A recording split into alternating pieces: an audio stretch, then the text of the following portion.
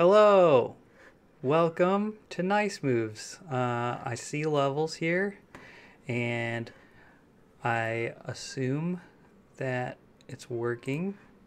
Yes, I see my face on there. Gotta mute that. Whoops, almost heard myself double. Okay. Hello, welcome to Nice Moves. My name is Emery Allen. I'm your host for the evening. Nice Moves is an organization based in Minneapolis, Minnesota, and we serve the visual effects, animation, motion graphics community here in the state and surrounding states. Because we can't forget our buddies in South Dakota and Wisconsin and whatnot. So, yeah, that's us. That's Nice Moves. This is me. And I'm just kind of stretching for time so that people can start watching the live stream without missing the main show. Okay, we have like 16 people on, and people are saying hello in the chat. That's great. I tried to set it to low latency because we are doing Q&A this evening. So hopefully that works. Speaking of Q&A, our guest tonight is Josh Clos. I used to work with him at Make. He was a little baby boy, and I haven't seen him for a very long time. So when we were setting up the call, it was surprising to me that he is now a grown-ass man. And that makes me an old man. I know this, but every year I just get more and more reminders of my oldness and my inability to grow a beard. Beard jealousy aside, we're going to be talking with Josh about how he was able to develop his VFX magician skills, his magician wizardry. No, VFX wizardry. What would a magician wizardry be? So that's this evening. Stay tuned. Coming up next month, I want to do something really fun for Halloween, and I want to hear your horror stories. Yes, I want to, or we, Nice Moves. Okay, back to me. It's what I miss. I really miss at the live meetups, like when we did it in person. I really miss being able to talk with everyone there and share stories, and rather than this kind of one-way deal where I'm just kind of staring into this camera and hoping that it feels like eye contact. So for next month, I want to try sharing spooky stories. What does that mean, you ask? Well, if you want to share your spooky industry story, like let's say your computer crashed at the 25th hour. Was it haunted? Was your computer a vampire? I don't know, but let's investigate that together next month. Send me your spooky stories, and we will share them and all have a laughing good time that won't keep you awake at night like Toni Collette in Hereditary. Because after I watched that movie, all I could think of was her up in my rafters. Again, stretching for time. All right. There will be more details on that tomorrow. Anonymous stories are totally okay. Moving on. I should have taken notes rather than try to make this up as I go. Okay, it's me again. The only other bit of news I have is that at 7 o'clock, Television is doing their normal weekly stream, but this time with Maddie Haynes. she used to intern for me. She's very cool. She does good animations that are funny. And if you want to hear her talk about her process and stuff, head over to twitch.tv/Hellivision television at 7 o'clock. But don't do that because you want to hear everything that Josh Clos has to say about VFX. And with that, let's introduce Josh Clos. Josh, are you ready? All right, here we go. Unmuting, transition. Hello, it's Josh. Hello. The people can see you now, so you can wave. Hello, people. Josh, like I said, he used to work with me at Make. That was, what, 6, 7 years ago? Yeah, that was a long time ago. Yeah. Long time ago. You have since ditched. I don't want to say ditched. That sounds harsh. You have No, since, don't say ditched. You have since spread your wings like a baby bird and have grown into a full American eagle. And you went to New York like all American eagles do. Of course. And you worked with some amazing studios like Nathan Love and others. Yes, others as well. And then you had a chance to work for Blizzard. So we'll kind of be talking about all of that tonight. Do you want to give a quick intro of yourself? Yeah, sure. I'm happy to be here with Nice Moves. As Emery said, he and I worked together for a long time. I'm from Minneapolis, so I know a lot of the folks that are probably going to be in the audience here, I guess, but I can't see any of that. I kind of have the chat next to me, but this is going to be a little bit of a Q&A type of thing, so feel free to interrupt me at any time because I kind of ramble sometimes. But we're going to be talking about starting here in Minneapolis all the way to New York and everything in between. Fantastic. Let's watch your reel. What do you say? Great. Okay, I'm going to mute us so that we can talk about all the people in chat.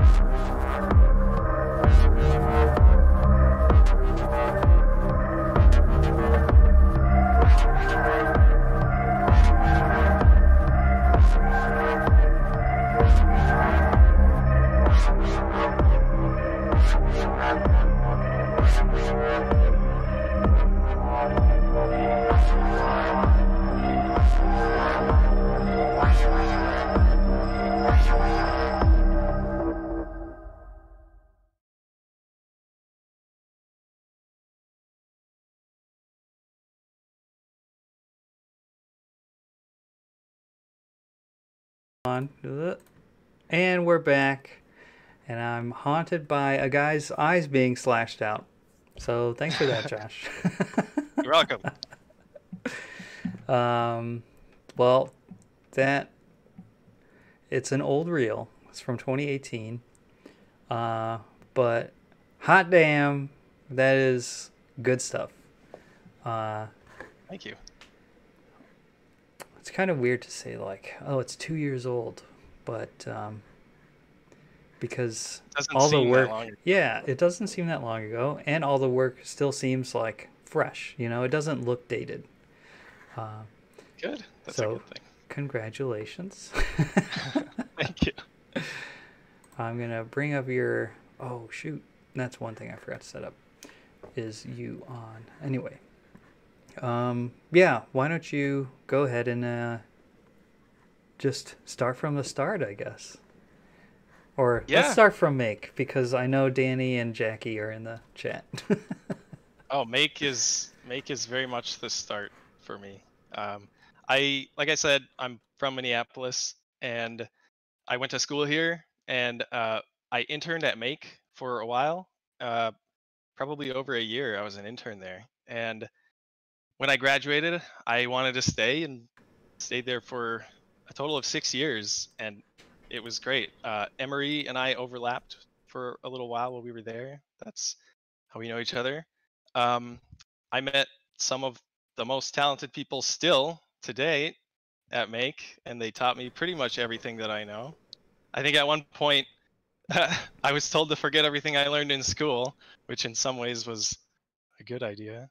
But I got a really good start doing mostly 3D generalist work at Make. I got to spend some time on set there, which was really cool. In the beginning, it was mostly green screen keying, a lot of roto or 3D tracking, things like that. And then got more and more into 3D as I started to learn 3D. In school, I had learned Maya, and Make is primarily 3D Max, so I had a little bit of a learning curve there. So I had to figure all that out. But once I did, I started doing a lot of generalist stuff there. And then over the years, it started to kind of narrow down into specifically effects stuff, which happened somewhat coincidentally when I switched desks one day near the effects specialist, who's Mike Zugzord at the time. He was doing a lot of really cool stuff, and I was looking over his shoulder and really wanted to learn it. So over several years, he taught me all that stuff, and then I took that knowledge and fled the scene. So But ditch was too harsh, but flooded the scene is fine. I shouldn't say I fled the scene. It was actually a really difficult decision, and I agonized over it because I didn't want to leave Minneapolis because it's my home for one thing, and also I really love my job at Make. So that was something I thought about for actually years, because I had wanted to move to New York specifically for a really long time, but it's really hard to destabilize, a really good job and people that I really enjoy working with, and having a lot of really good, teachers and mentors around you. It's really hard to just like up and leave that. But if I didn't at some point, I wasn't sure when and if it would ever happen. So after a lot of thought, I decided to leave. And actually, New York wasn't even the target. I was moving to LA. That was this long decision that my girlfriend Christina and I came to. So we were going to go to LA, and we were Well, going you to missed by about 3,000 miles. Well, not quite. So I guess LA we'll get was the back to goal. that. Yeah, LA was the goal, and we had actually, wrapped everything up here and left, and we were on our way to LA. And I have a brother who lives in Montana, and we had stopped there on the way, which it's not quite on the way, but we kind of did a detour just to see him for a while. And while we were there, we decided we're not going to go to LA anymore, and we decided we'd always wanted to go to New York, so that's what we were going to do. So then we went back the other way, back east. Dang. And that was actually kind of a lot all at once, and it was probably a terrible plan if it were, on paper, because we had... Some might not call that a plan. Yeah, I wouldn't call it a plan either. It was somewhat reckless, but Christina and I tend to be a little bit more, light on our feet. We're not super rooted in anywhere yet, so it was, not too terribly upsetting of a decision to just change the destination. And it worked out in the end, but at the time there was a lot of stuff to get done. We had given ourselves 4 days to go to New York before moving there, and in those 4 days we had to find an apartment and a job, which I don't know where we came up with 4 days. It probably had something to do with the prices of the tickets at the time. If you get a return flight on a specific day, it's a better deal. But we took those 4 days, and we had met with somebody who was showing us apartments, this broker, and saw a bunch of apartments, and we ended up kind of giving up on that very quickly because we had to find this job. We had something much more pressing to do, so we were So like, you're like, okay, if we can't make apartment it thing. in New York in less than one work week, we might as well not even do it. Well, we just wanted to make sure it was the maximum challenge possible, I guess. But we, after we had figured out the apartment thing, we had several interviews. We just tried to line up interviews back to back. We were there, and uh, I was still staff minded, is what I would call it. Like I was looking for a staff job. I had not yet decided to go trying out freelance yet. Um, Mainly for stability. Having worked at Make for as long as I did, I wanted to, kind of maintain that. And the two initial studios that I interviewed with before we were even living in New York were FuseFX, which is primarily television, episodic television, visual effects, and Nathan Love was the second one that I interviewed with. Those interviews are actually back to back. I left one office and went to the other.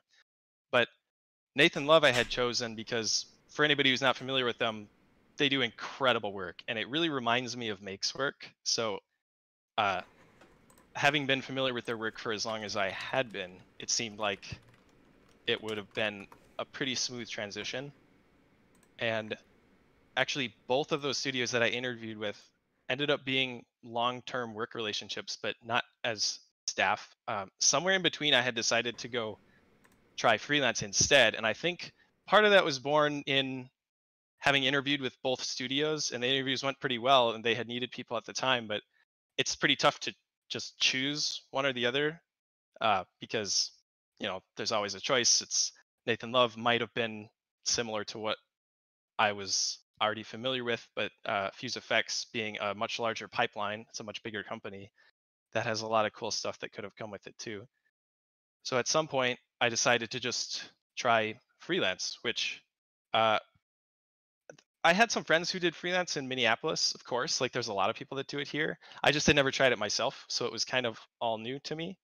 And I got a lot of pointers from Mike Zugsworth, the one who actually taught me all this effect stuff, had actually lived in New York years before, and he was kind of explaining to me how it works over there. Because there's something called the hold system, Oh yeah. which any freelancer knows about. It's something that I didn't know about at the time, and it gets a little bit complicated uh, when you just have a lot of people trying to schedule holds. You fill up your calendar really quick, and it becomes hard to, The you infamous know. hold system. I know it doesn't really it doesn't hold up so well when there's just like a ton of people that need work done. Like it becomes really hard. Essentially, it's just like a queuing order. So first come, that could be the person that's or the studio that's more likely to get your time. They Can kind you of compete. explain it really quickly for those that might not know what the hold system is? Yeah. So the hold system would be a company coming to a freelancer and asking if they're available and can they place a hold. And if that's the first studio over that period of time, then that would be your first hold. And a hold isn't a booking. It's not really anything. It just means that studio has the right to book you if their project gets greenlit. So generally they'll talk to you well before it being greenlit. Sometimes even before it's, even there's a client involved. Like it could just be a concept sort of thing. Uh, and So then there's if no another, contract at this point. There's, like you said, yeah, there's not even a full client yet. It's just, yeah, I guess hey, the do way that you I would think describe it maybe is, you could work for us in a couple weeks? yeah, the way that I guess I would describe it is there's been a whiff of a project. Like this project might exist in a couple of months. Typically, a hold would come in, like in my case, about 2 months ahead of time is kind of where my bookings trail off. Uh, but then if another studio comes to you for the same time period that a previous one already had a hold, they get a second hold, and so on and so forth. And whoever gets the project first wants to actually turn that hold into an official booking, and they're the ones who have it greenlit, the budget is there, and they're all ready to go. If it's not the first one in the queue, let's say it's the second one, they have to check in with the first one before they can get that time. And that's how the hold system kind of like reserves someone's spot, so to speak. But it gets a little hairy when you get down to like a fifth hold, which I've been down to 5 holds before. And technically that would mean you need to talk to 4, then to 3, then to 2. But it's pretty hard to do that when somebody challenges. Typically you give them 24 hours. And a challenge, if I didn't say it yet, a challenge just means somebody wants to turn the hold into a booking. If it's not the first, then they have to kind of challenge to get that time. Is this overly complicated the way I'm describing it, because it is. It sounds like the world's least fun game show. It's not great, and I've actually gotten some resistance with it because the whole system is well known in New York and very likely Minneapolis too, but it's not well known in other parts of the world. So when I get bookings from places in like London, sure, they'll know it, but in like Spain, they have no idea what I'm talking about, and trying to explain it it's a little bit like it's tough, like when you have to like say it in an email and not sound too convoluted, and not try and scare them away with some crazy thing. They usually just kind of, if I'm in a call with somebody trying to explain it, they're kind of like, what are you talking about? Like, are you booked or not? And I'm like, well, it's not so easy. Like, No, this is America. We do things way more complicated here. I've actually had some people from other countries tell me that they wish that they had this system because it becomes hard to set aside artist time. But I've heard more of the opposite of that, where people think that it's some crazy nonsense and they don't want to be involved in it. But it's a necessary evil if you work in a lot of metropolitan places. I'm pretty sure they do it here in Minneapolis. I mean, Emery, you've had a lot of experience with, getting artists and stuff. Is that something that happens a lot here? Not that we've run into. I was trying to see if Alicia was shaking her head or nodding or not. But yeah, not really. And usually people will just be like, "Oh, I'm booked for that time," and sounds beautiful. I cry a little bit, but there are some folks even on the East Coast that will refuse to use the hold system, which I didn't know it was an option to refuse it until someone did. And it was like, Christina had an artist that she was talking to, and they were like, oh, I don't do holds, just I'm booked or I'm not. And then it was kind of like a light bulb went off where I'm like looking around like, you can do that? Like, I didn't know. If you can move to New York in 4 days, you can decide if you want to use holds or not. Yeah. Yeah, I guess having explained the hold system, that was something that I had just learned, and continuing on with how we got there. After the 4 days was up, those 2 interviews had just become freelance bookings, and what made it a little easier to make the transition so suddenly was my first booking with FuseFX was a little bit longer, and a little bit longer in the New York freelance world is, I think it was 4 months, and that was like the second longest booking I ever had. So I didn't know it at the time. I was just like, oh, okay, 4 months. That's relatively short compared to the last 6 years that I had at my previous job. But I quickly learned that that's a pretty long booking, and that's more typical of larger studios like Fuse. Fuse has, or at least at the time, probably about 100 people or so in the New York office. And I think they have 3 offices, New York, Los Angeles, and Vancouver. And that's pretty typical of a lot of the television studios. Also Montreal, that's becoming very popular. But that was my very first booking, which I started work, man, it must have been like the next day after we got there. It was pretty sudden. So Christina and I had driven across the country with a U-Haul, and there was other challenges that we never thought of, like navigating a big U-Haul truck on very narrow streets. Our first apartment was in Manhattan, and the street was actually closed down. Manhattan. Yeah. You guys are like, okay, we're gonna move to New York, and the most expensive part of it as well. Yeah, well, it was, I guess, part of the dream of moving there. I guess that was kind of how I had pictured it in my head. But I didn't really know a lot of the areas around. And actually, we really love Manhattan. We stayed there, that's still home. But when we got there, the street that we were supposed to move to was closed down. Like there was somebody actually physically blocking it, saying that we couldn't go there. So we had a lot of stuff to figure out immediately. We ended up kind of trying to sweet talk the person. They actually let us go around and get on the street. And then the street being blocked became an advantage because there weren't other traffic. But there's a lot of strict rules that we would never have thought about before moving there. Like you can't park a moving truck in the entrance to your own building. It's just not allowed. So there's a lot of stuff like that. So we ended up having to park in a fire lane and move everything out of the truck all in, I think we had 45 minutes or something like that. We were at risk of getting a ticket the whole time. And it was a lot of stuff all at once, but we did it. Got moved in and started bookings. Christina had met with a bunch of companies as well during that 4-day period, and she started bookings a few days later. And it's expensive. That's one thing that would have been great to have more money, because it's a surprise all at once. It's a lot to do, but it worked out. Yeah. And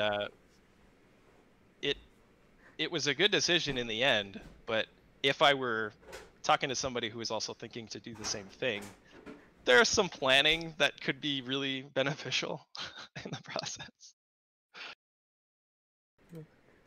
Then So you landed with your feet, sounds like pretty firmly planted in New York. yeah, What did the next few years look like? How did uh, you were you like constantly booked, and um, is that how did it make you feel good about your decision to start freelancing pretty much right away? yeah. Actually, I would say it did. I think we got there at a really good time, because the bookings were pretty much nonstop for years. Having time in between bookings, you would have had to put time in between bookings. There was just a lot of shows going on.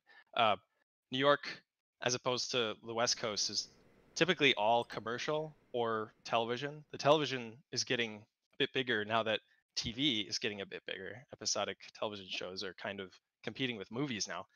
Uh, I can't quite explain why it's like that. Why it's, for example, there's very little feature film, at least as of yet, in New York. Hmm. There's some, but not very much. I think it has to do with tax subsidies, so that kind of stuff changes every year.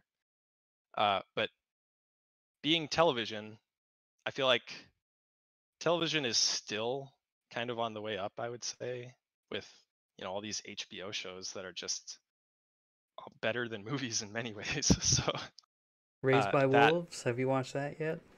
I haven't watched Raised by Wolves. Oh, No. it's crazy. I'm still working my way through the HBO list of shows, but I haven't found one I didn't like yet. Uh, but anyway, the rise of television allowed a lot of bookings to just go back to back. And for me, that meant kind of going between television and commercial a lot. FuseFX was the primary place that I was working on TV, and I worked on shows. Blacklist. I worked on a lot of Blacklist. That was probably the main show I worked on. I There's tried also pulling that up on your website, but it's just a JPEG.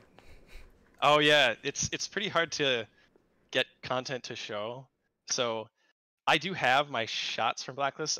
Some of them are in my reel. If you look at my reel, the second, or maybe not the second half, but the last section of the reel is television work. It's commercial, then the television, and at the bottom it'll say what show it's from. But it was a lot of explosion work because, as I said, I did do a lot of generalist stuff, but I had kind of decided to be an effects artist before we even left, because that was something that I found really, really fun. I just loved it. It involves a decent understanding of mathematics and physics, and I just enjoy those topics. And it kind of worked out in the end because it turns out everyone else hates it. So that was another huge kind of coincidence where there was a huge lack of effects people. And there's always That's more effects work. that's a very good segue because I think we kind of skipped over what it is you do. Oh yeah, did I not even explain? Yeah, so when you say VFX, what kind of VFX do you do? Well, if I say I do VFX, that I guess would more point to, at least in my own head, generalist tasks.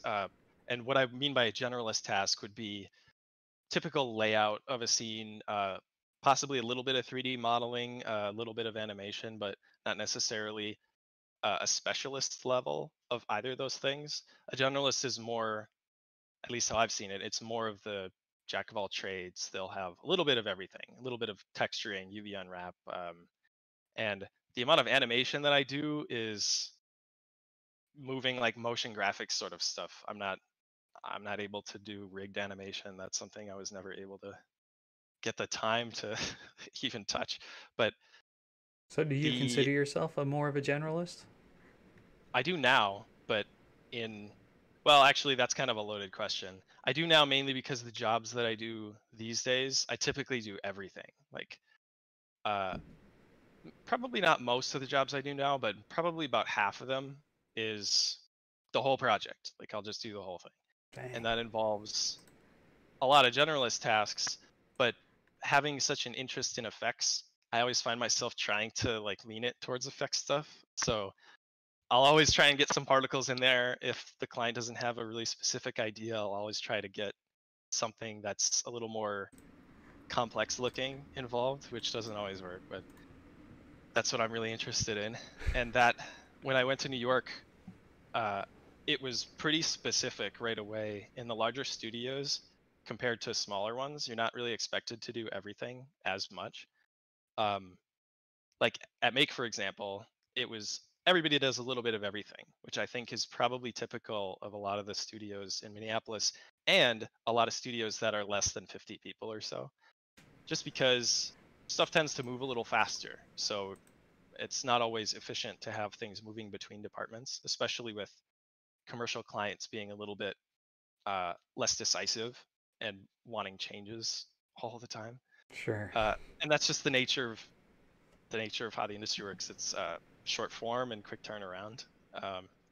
But Make was a little bit of everything, pretty much throughout. Like for example, starting with just keying a green screen plate, then taking that plate, compositing the plate, then making some CG that you also composite onto the plate. And at some point, a lot of other folks in the studio have their hand in it. Like there would be one person who is particularly good with compositing, and they'll have a chance to fix all my mistakes, things like that. But going to a larger place like Fuse was actually not as smooth of a transition as I had hoped. It was pretty hard to get used to passing things off. I really wanted to comp my own stuff, which just doesn't really work in larger pipelines like that. Typically, you'll get your 3D rendered and done, and then that will go to a whole nother department, and you won't hear about it again until it's in a review later in the day. So that was something that took some getting used to. And when I had started there, it was with the understanding that I was going to be an effects person. And that was another thing that was somewhat new, because at Make it was a little bit of everything, and here it was a lot of one thing.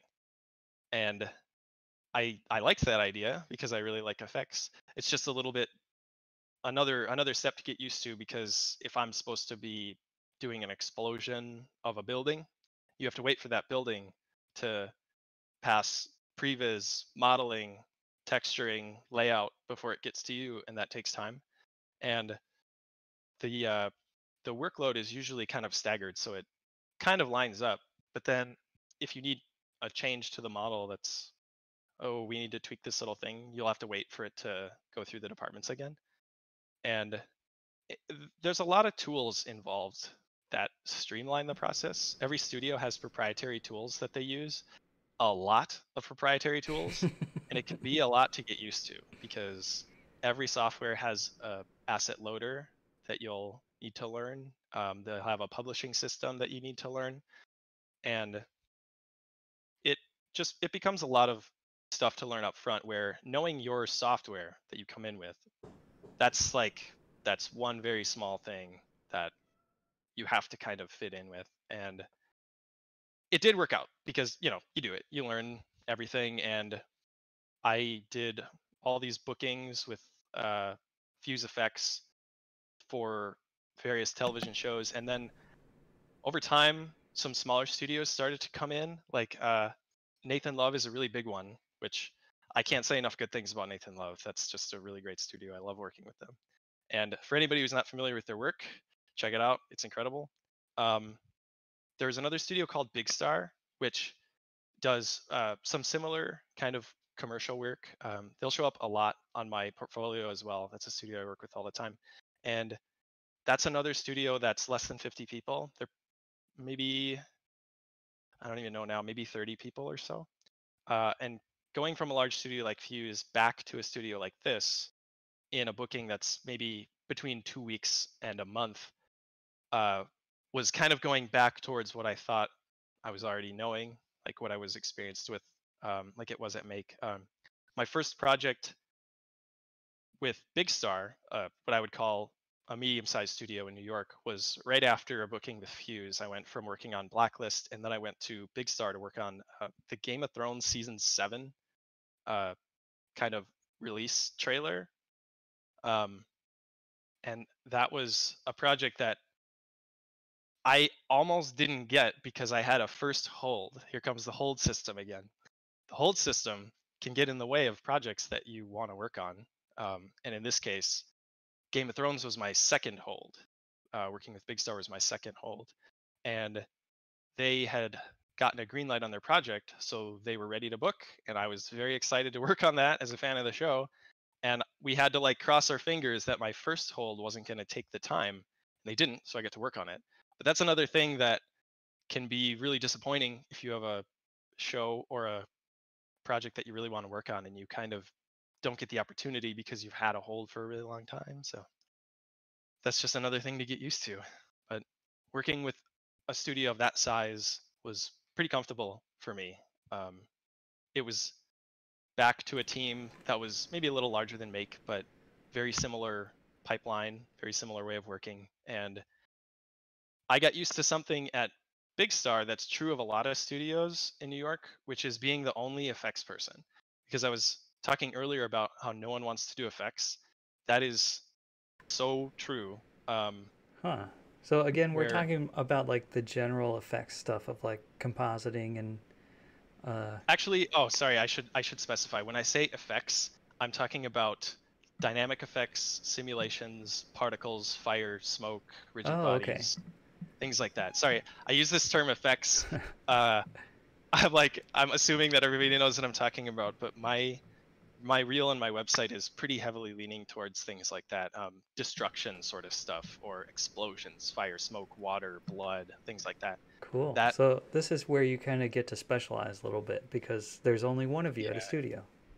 yeah. So I should have explained this before when we were talking, but when I was at Make, I started just kind of started to specialize in that stuff as much as I could. Whenever the projects leaned that way, Mike Zugsworth and I were kind of all over it. Like whenever there was some effects going on, everybody in the studio has a pretty good understanding of effects. All the people at Make have a pretty good understanding of effects, and that is very atypical. That is not what it is like in my experience. A lot of the other studios, uh, going all the way from large down to small, people kind of they do a little bit of everything, but effects is kind of on its own little island where a lot of people are really resistant to it and kind of just like hands off the keyboard, don't even want to talk about it. And that was something I wasn't really expecting because I was in Make's environment before, and I was sitting right next to Mike, and we'd just be like, "Oh, effects," and just talk about it all the time. And now, in New York, it's like, "Whoa, effects! Anybody? No? Okay, nobody wants to talk about it." It's not completely true. Like in studios like FuseFX, they have an effects department, but in smaller studios, they didn't. But Yeah, that's got to be strange going to New York and you just assume that there's more of everything there, and then you get there and you're like, where yeah, is the yeah, it was. support I'm used to? Yeah, and I mean, there's incredible artists. Like some of the people that I work with are just world class, way better than me. But uh, the particular thing that I found myself doing more and more is, stuff that's typical for Houdini, like a lot of, like I was saying, destruction and fire and smoke and stuff like that. And that's what a lot of people don't really enjoy, partially because there's a lot of wait time involved. You have to set up a sim and wait for it to happen. And it is a huge process of trial and error, like a lot of 3D is, but with not as sudden feedback. Like if you're doing a particle simulation, you might get to see it in real time, but smoke simulations can take a long time. I have a project that I'm going to be finishing in the next month, just personal side project that Ooh. I just finished a smoke and fire simulation for that took 40 hours. and that was one of several simulations involved in the project. And that's kind of a heavier example. That's a long sim. 40 hours is a long sim. I have had a sim that took 6 days before, but that was not something anybody was waiting on. That was like, we'll set the computer.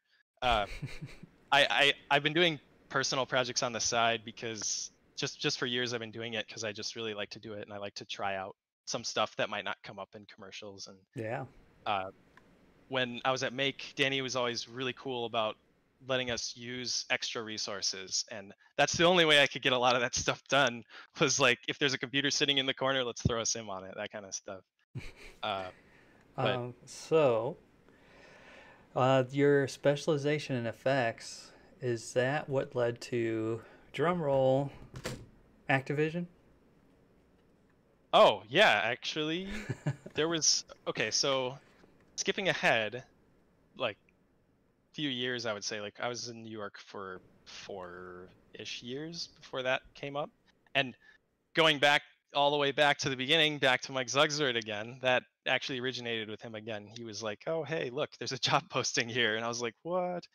For anybody who's not familiar with Blizzard, which is the company we're talking about, they're a game company. They do a lot of really big titles like World of Warcraft and Overwatch and Diablo, and they also have a incredible cinematics department, which anybody in visual effects has probably seen some of these cinematics at some point. They're always like world class, and it's like very unusually huge amounts of work go into these cinematics, which could be between 5 and 10 minutes. So it's longer than a lot of people ever get to work on if you're not in feature film or in television.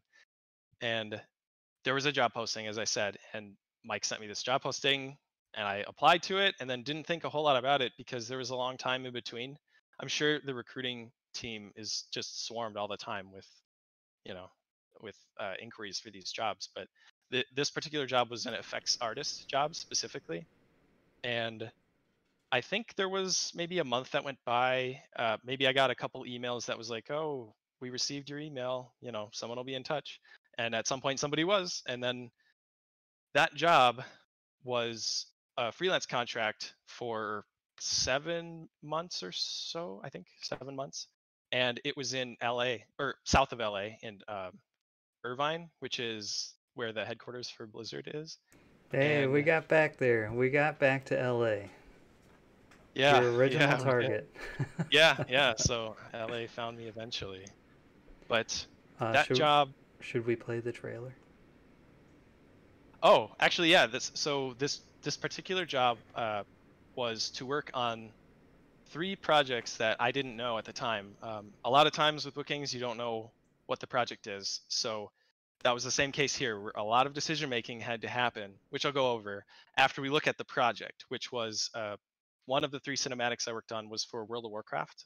There's a new expansion for it called Shadowlands, and they do these it's like a reveal. This is a really big reveal that they'll do at a conference they hold called BlizzCon. And I'm glad we're doing this now so I can talk about all this stuff, because this was like late 2019. But there was like months when I couldn't say anything, and I couldn't even use the words World of Warcraft or Diablo. And it was like, you got to hold it all inside. So now we get to talk about it. But, all right.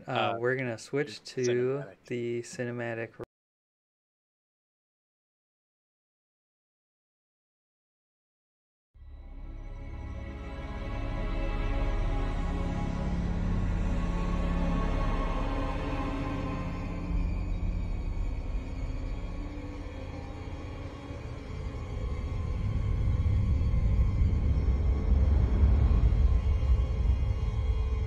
Ice Crown.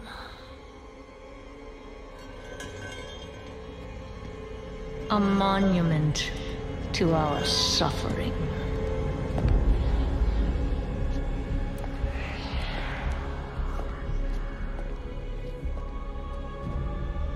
The veil between life and death.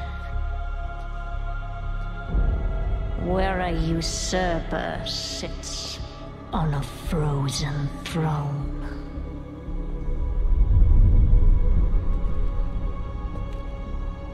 But no king rules forever.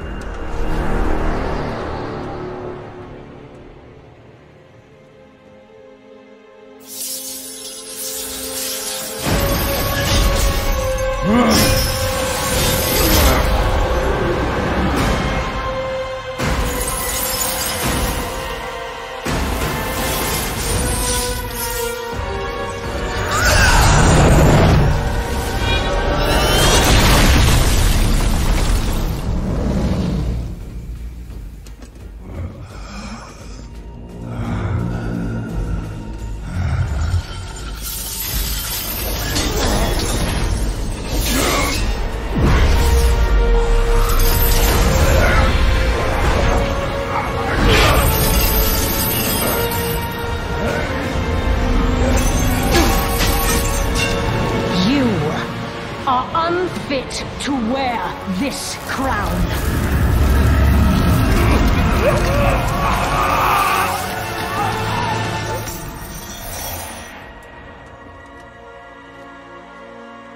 To wield so much power. That power will be your prison. This world is a prison.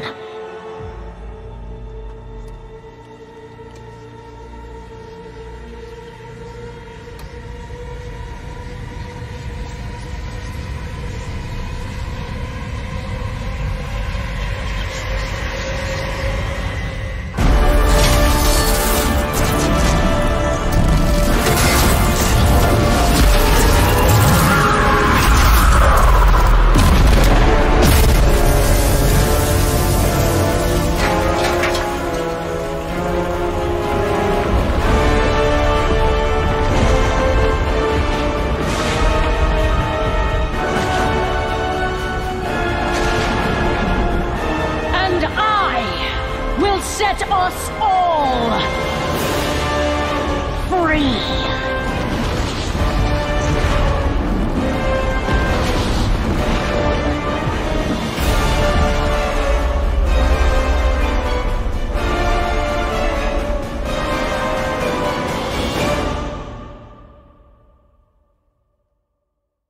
To us. Round of applause for that incredible trailer. So there were a ton of effects in that. Did you do all of them by yourself? No, absolutely not. The amount of people that were involved in that cinematic is actually incredible. That's probably something they were working on for a very long time before it ever went into production. And by the time I got there, it was like previs had been done, a lot of the animation had been done. That's typically when effects will get involved, when a lot of the other stuff is done. It's one of the It's one of the last things, at least one of the last 3D processes before rendering. But the team that worked on that was massive. I was a small part of a very large machine, and there was some very really cool stuff. opposite of your freelance life in New York. Yeah, I would say it was a lot to get used to. Blizzard is a massive company. If I was describing the other ones as small, medium, or large, Blizzard's just enormous. I don't know exactly how many employees they have, but I know it's more than 5,000. And their main campus in California had it was a campus. It was enormous. I was just gonna say, and when a company has a campus, then you know it's huge. Yeah, large enough that leaving campus was, kind of out of the way. So you kind of just stay, in the boundary of it, and that's totally okay at a place like that because there's cafeterias, there's restaurants and Starbucks and stuff like inside of the compound. So it's everything that you need, and that company has a lot of stuff that tries to support people doing this kind of digital work, like to try and stay healthy. There's a lot of like you can go exercise, stuff like that. And just walking from one building to the next that's exercise, and it's the hot, empty blue sky of California beating down 90 degrees all the time. It was a lot different than Minnesota, I'll say that. But both are good. I do love the winter, but it's good to not have it sometimes. But just a quick little talk about the cinematic itself and what small part I had to do with it. That was one of 3 cinematics that I worked on there. There was also an Overwatch 2 and Diablo 4 cinematic. But this one was the one that I was on for a little over 5 months. And some of the effects that I worked on were wisping snow elements. They were all effects based because, again, I was an effects artist and I was on the effects department in a place that large. It was an effects department, which in a lot of ways was relieving because I was, again, surrounded by people who loved effects, and that's a really, really fun place to work. That would be true of any any specialization. Like there's a modeling department, texturing department, animation, and so on, and you're surrounded by other people that do what you do for a living to a specialist level. So it's pretty incredible to learn from those people in particular. Blizzard tends to have the West Coast artists, which tend to work on long form projects like feature film. So that group of artists is pretty different in a lot of ways to commercial artists. They tend to have a lot of this like really deep knowledge that we never get a chance to do in commercial. A lot of people do side projects to kind of get some of that on their own, but with quick turnaround stuff, you don't always get to try what you want to, and you don't always get to make it look as good as you want. With projects like that, you get pretty close probably to what you would want it to look like. And as you saw, they made it look incredible. Yeah. But They some succeeded. of the effects that I was working on were wisping snow. It was obviously in a very cold environment. There was a lot of like the wisping snow coming off like the corner of something. One of the first things I worked on was a large library of wisping snow effects that are just something that can be placed in the scene as needed.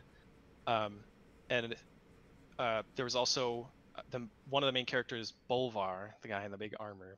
He had an eye effect that was kind of a luminous smoke coming off of his eyes. That was something that I worked on as well.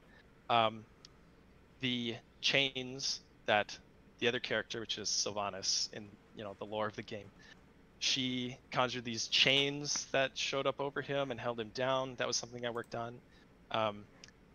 And that was something that was devved for a really long time. So there was like a system that this other incredible artist had set up that was pretty feature rich to work on several shots. Because when you have like 30 shots of chains, you can't just do it from the ground up on every one. You kind of want a base to start with. So for that system, we had this great system that we could start with.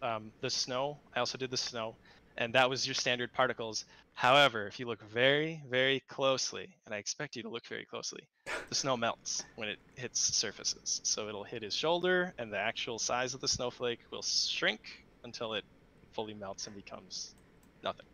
That was awesome. I would have never had the time to do that in a commercial project, but in this case we did, because there was a lot of close-ups. There's a lot of very close-ups on Sylvanas' face. So when a snowflake hits Sylvanas on the cheek, you can't just delete it. You got to scale it down. And that sounds like a small thing maybe to somebody not in FX, and on a small scale it is, but when you want to do it for every shot, it's a lot to kind of wrangle and make sure that every snowflake looks good. And in some cases there was art direction on where the snowflakes land, which makes sense. Like, you don't want one to fall on her like eyebrow area, or because she has these long eyebrows coming off, and like if a snowflake hits there, which it did, that's not really something that looks super great. So you kind of want to make sure they land in good places. So the system required control. It required a lot of wrangling.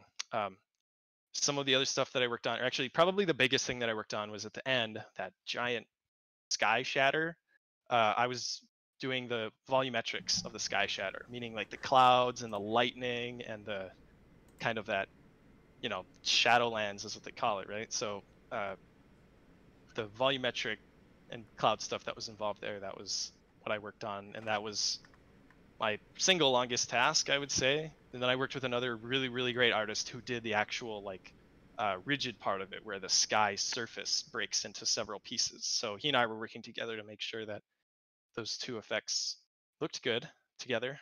And then let's see, I also did the smoke at the very end on the title, where it kind of comes out of the Shadowlands, comes out of the smoke. I did that in a few different languages. We're seeing the English one. There's a few others, but those were the big effects that I worked on over the course of 5 months. And yeah, it was a huge undertaking, but it was really fun.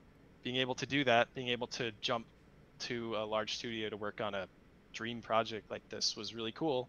And we were able to do that because I was freelance at the time, so I was able to just stop booking things once I found out this project could happen. And then we just went to LA, and Christina and my cat came with me. We got another apartment and just stayed there and did it. That's awesome. It was awesome. Well, we've been talking for about 50 minutes. So I think now's a good time to open it up to Q&A. I would love to just sit here and chat with you about Blizzard and effects and all that kind of stuff, but other people have questions. So start asking questions. Ask away.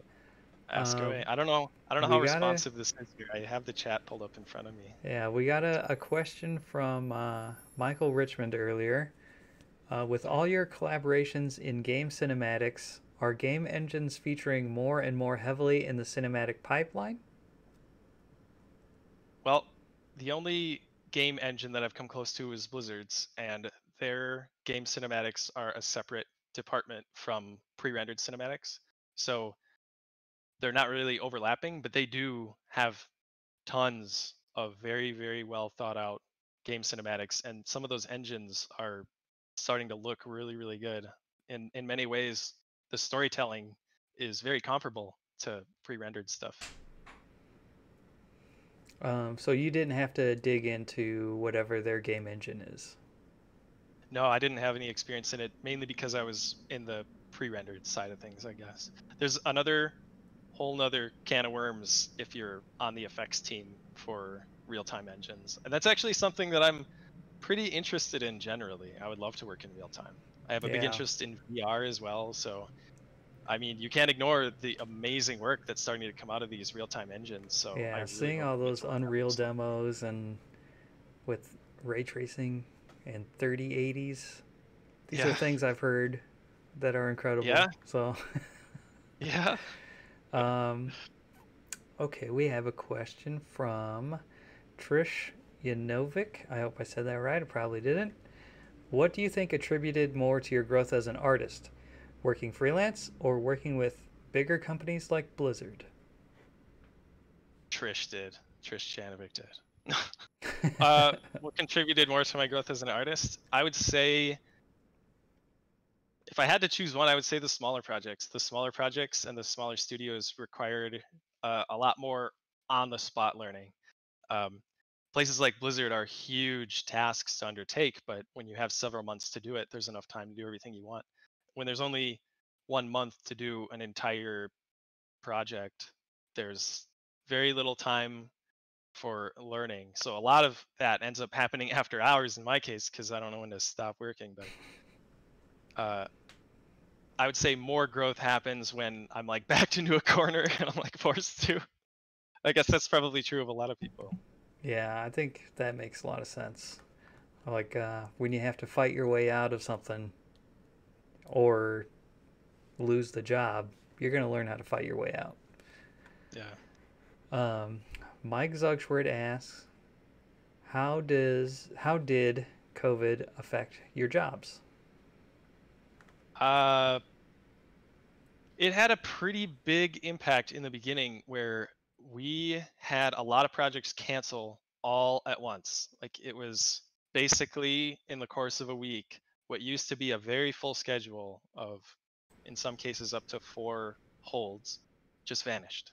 And it was like, it was kind of, it's something that people had talked about a little bit. We were trying not to get used to the fact that there was work everywhere in New York, because a lot of the people that had been there for a long time were like, you remember back in 08 when the work dried up? And we were like, well, we weren't here, so no. And they were like, it's gonna dry up, be careful. And this, I wouldn't say is the same thing, because this is probably a once in a lifetime crazy thing that's happening. It's not really like anything any of us have We experienced. thought but 08 was a once in a lifetime recession. So, yeah.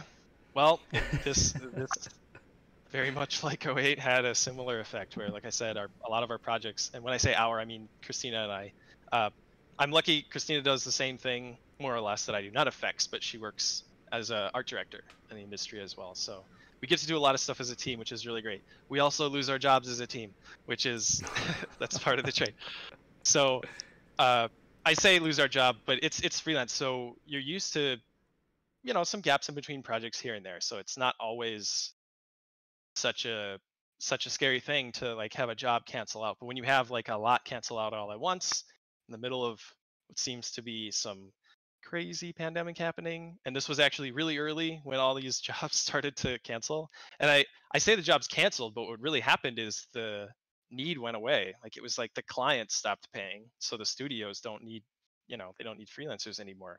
And if a studio is able to not lay people off, that was great.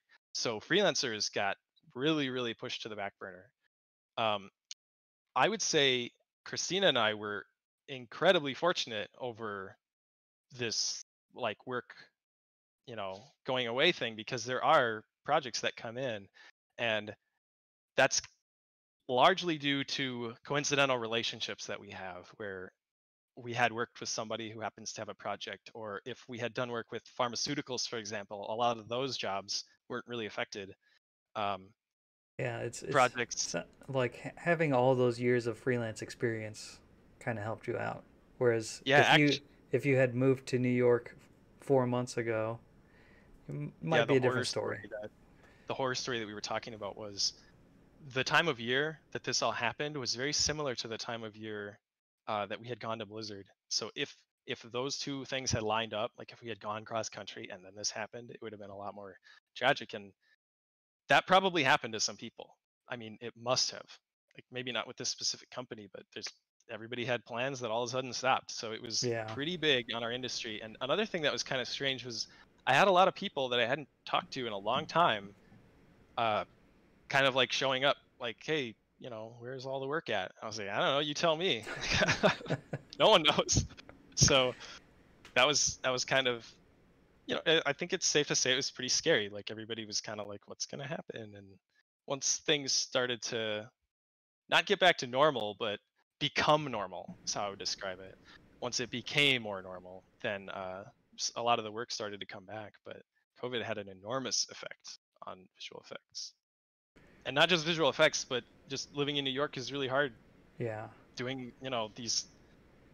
And like you said, Nobody it's could ever really be ready for expensive. something like that. But yeah, it's expensive, and then if your work kind of starts to get a little sparse, then go away, like that's just something that you have to be ready for in freelance. It's not for everybody. Not everybody likes freelance, but in a lot of cases, it has some pretty cool benefits. Yeah, it gave you the freedom to move across country on a whim. Right. So, Yeah. Yeah. we have a question from Brianna Pale.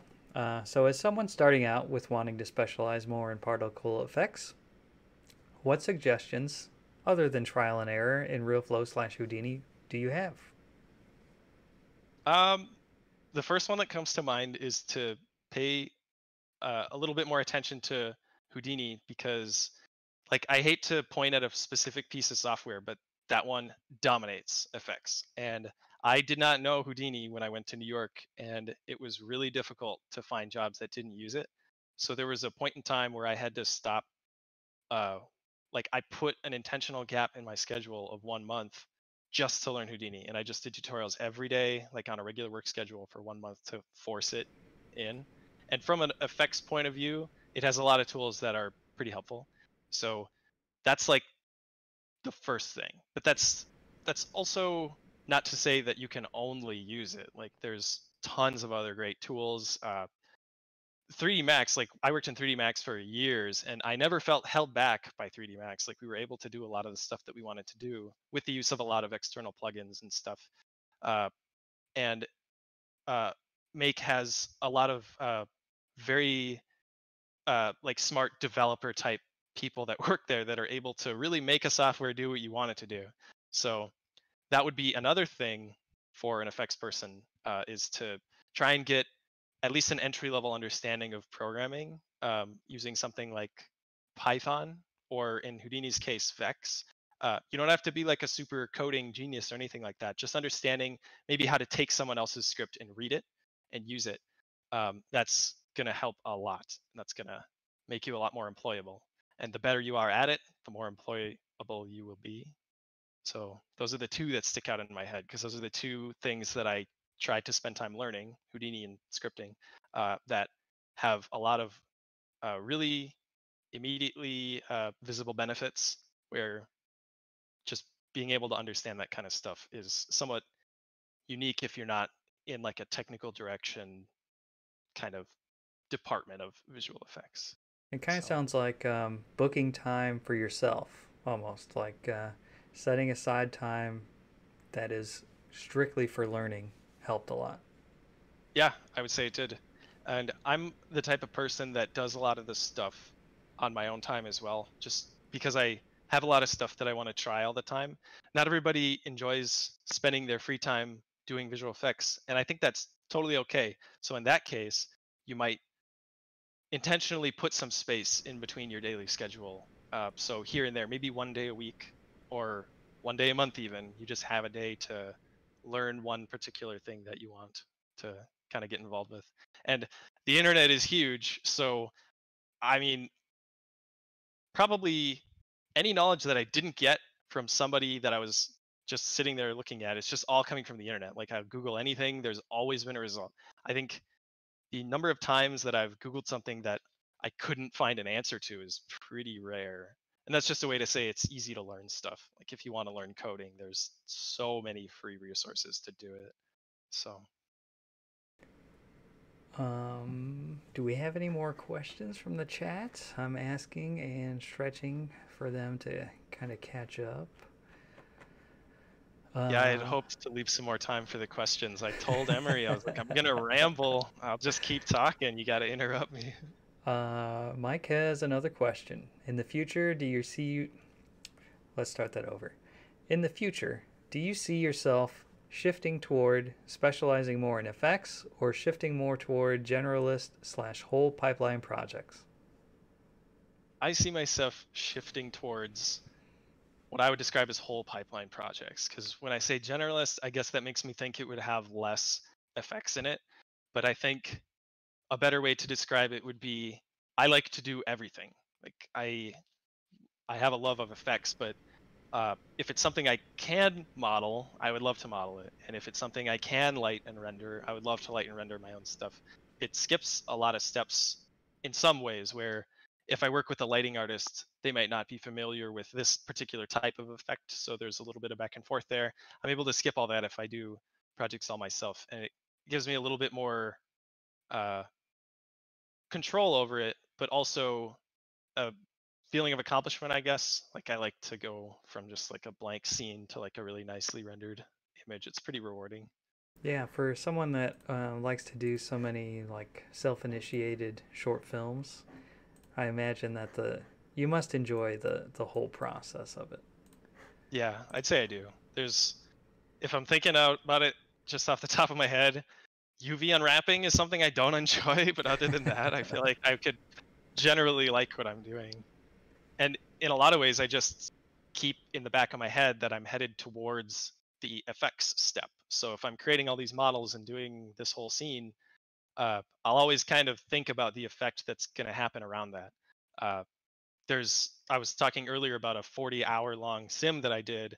That's a project that I've been working on and off for about a year, where it's just some days I'll work on it 2 days, some months I'll work on it 2 days, and then some months I'll work on it 2 weeks, like every single day after. Like I'll just kind of chip away at it, but I really like what I do. I like this industry. That's awesome. Which is lucky. We have a question from Prashan. What's a tool or skill that you would like to learn?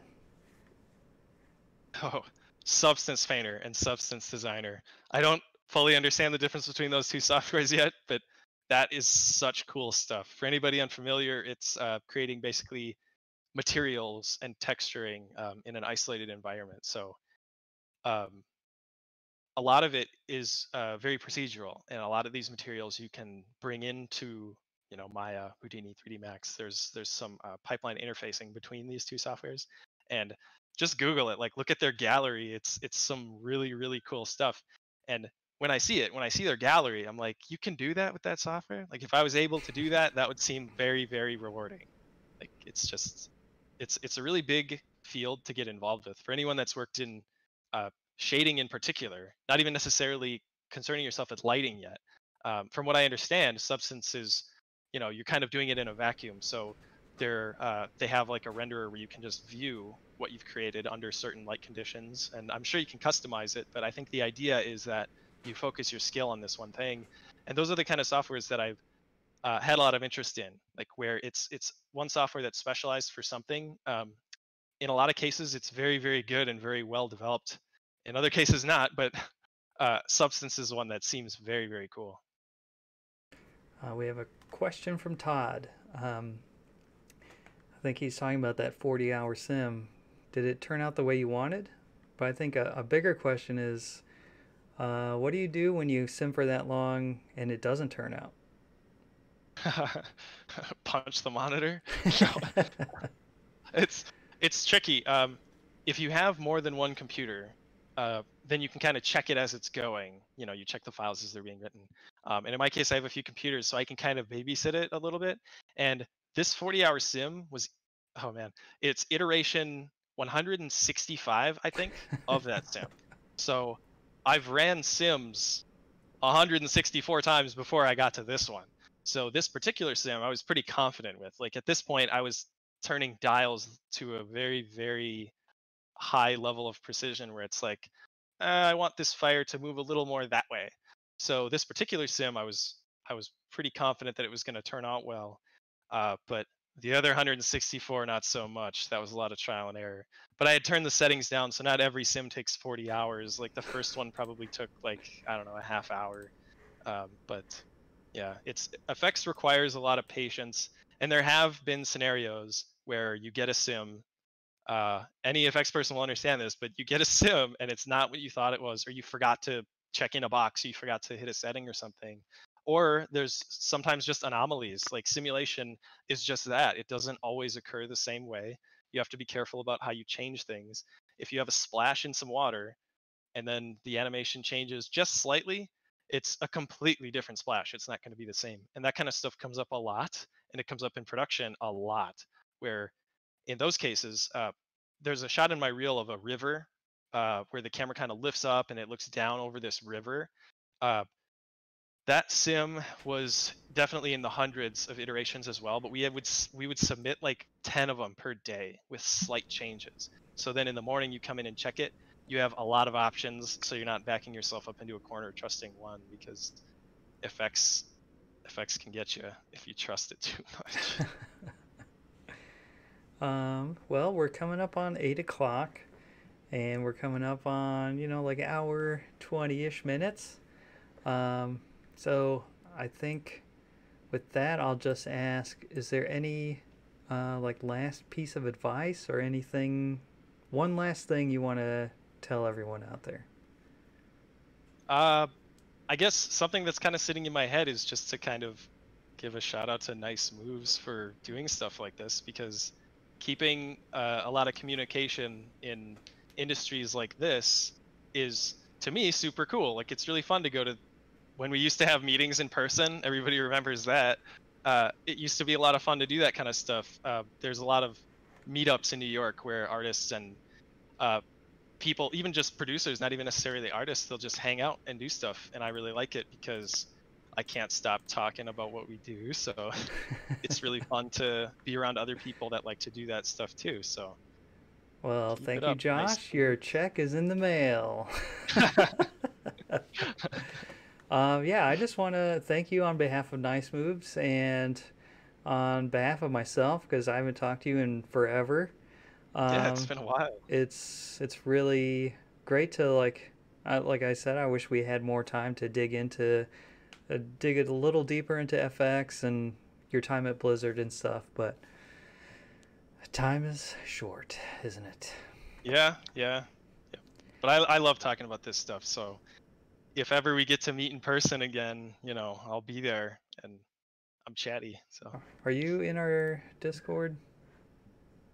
Are you in the Nice Moves Discord? oh yeah. I am in the Nice Moves Discord. Cool. So Discord has that notification system where you don't necessarily see it unless somebody does like at you. Mm-hmm. So I am in the Discord, so people can always do that. Yeah. At me, and then Oops. I'll talk in there.